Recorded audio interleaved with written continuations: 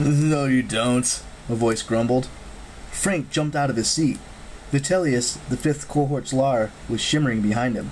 His full name was Gaius Vitellius Reticulus, but the other cohorts called him Vitellius the Ridiculous.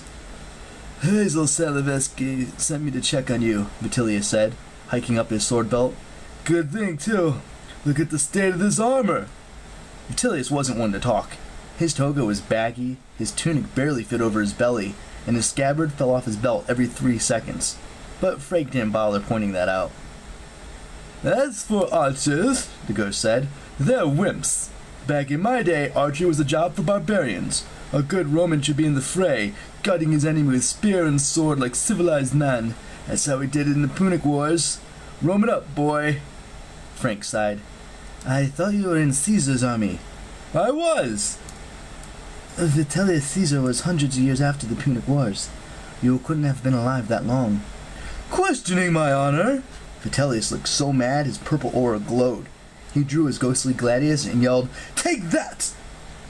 He ran the sword, which was about as deadly as a laser pointer, through Frank's chest a few times. Ouch, Frank said, just to be nice. Vitellius looked satisfied and put his sword away. Perhaps you'll think twice about doubting your elders next time. Now, it was your 16th birthday recently, wasn't it? Frank nodded. He wasn't sure how Vitellius knew this, since Frank hadn't told anybody except Hazel, but ghosts had ways of finding out secrets.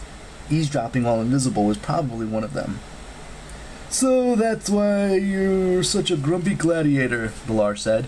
Understandable. The 16th birthday is the day of your manhood. Your godly parents should have claimed you. No doubt about it, even with only a small omen. Perhaps you thought you were younger. You look younger, you know, with that pudgy baby face. Thanks for reminding me, Frank muttered. Yes, I remember my 16th, Vitellius said happily. Wonderful omen. A chicken in my underpants. Excuse me?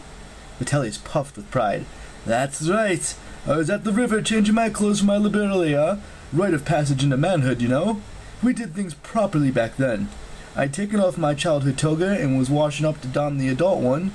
Suddenly, a pure white chicken ran out of nowhere, dove into my loincloth, and ran off with it. I wasn't wearing it at the time. That's good, Frank said. And can I just say, too much information.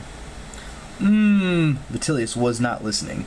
That was the sign I was descended from Asclepius, the god of medicine. I took my cognomen, my 3rd Roman name, Reticulus, because it meant undergarments, to remind me of the blessed day when the chicken stole my loincloths.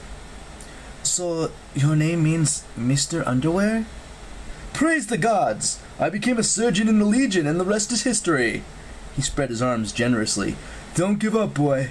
Maybe your father is running late. Most omens are not as dramatic as chickens, of course. I knew a fellow once who got a dung beetle. Thanks, Vitellius, Frank said, but I have to finish polishing this armor. And the Gorgon's blood? Frank froze. He hadn't told anyone about that. As far as he knew, only Percy had seen him pocket the vitals in the river, and they hadn't had a chance to talk about it. Come now, Vitellius chided. I'm a healer. I know the legends about Gorgon's blood. Show me the vials. Reluctantly, Frank brought out 2 ceramic flasks that he had received from the little Tiber. Spoils of war were often left behind when a monster dissolved, sometimes a tooth, or a weapon, or even the entire monster's head. Frank had known what the 2 vials were immediately. By tradition, they belonged to Percy, who had killed the Gorgons, but Frank couldn't help thinking, what if I could use them? Yes, Vitellius studied the vials approvingly. Blood taken from the right side of a Gorgon's body can cure any disease, even bring the dead back to life. The goddess Minerva once gave a vial of it to my divine ancestor, Eclipclelius. But blood taken from the left side of a Gorgon, instantly fatal. So which is which? Frank looked down at the vials. I don't know. They're identical. Huh! But you're hoping the right vial could solve your problem with the burned stick, eh? Maybe break your curse? Frank was so stunned he couldn't talk. Don't worry, boy, the ghost chuckled. I won't tell anyone. I'm a Lar, protector of the cohorts. I wouldn't do anything to endanger you. You stabbed me through the chest with your sword. Trust me, boy. I have sympathy for you, carrying the coast of the Argonauts. The what? Vitellius waved away the question. Don't be modest. You've got ancient roots, Greek as well as Roman. It's no wonder, Juno. He tilted his head as if listening to a voice from above. His face went slack.